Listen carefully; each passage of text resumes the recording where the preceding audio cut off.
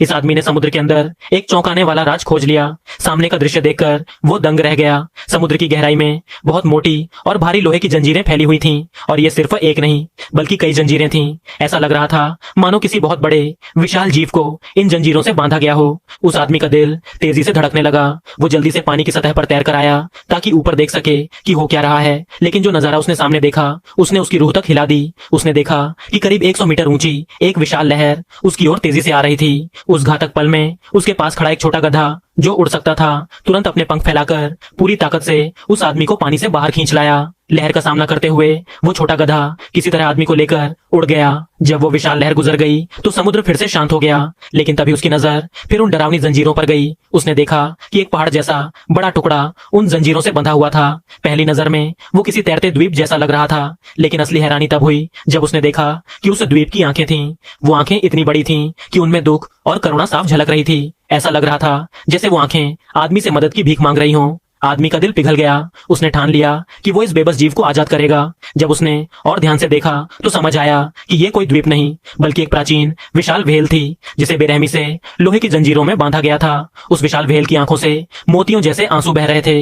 ये दृश्य इतना पीड़ादायक था कि उसे बचाने की इच्छा आदमी के मन में और भी गहरी हो गई। फिर उसकी नजर व्हेल की गुफा जैसी बड़ी नाक पर पड़ी और उसके मन में एक साहसी विचार आया।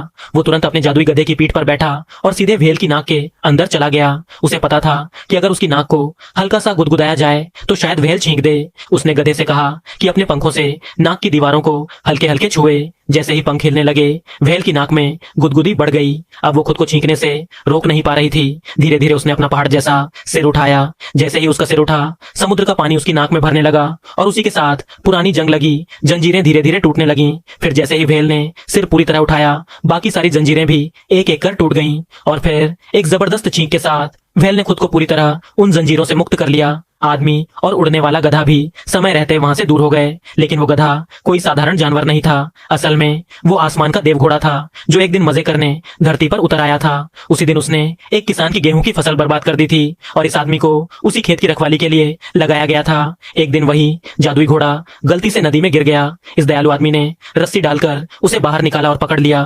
वो उसे बांधने ही वाला था कि उसने घोड़े की आंखों में पछतावे के आंसू देखे। आदमी का दिल पिघल गया। उसने घोड़े से वादा लिया कि अगर वो कभी किसी को नुकसान नहीं पहुंचाएगा तो उसे आजाद कर दिया जाएगा।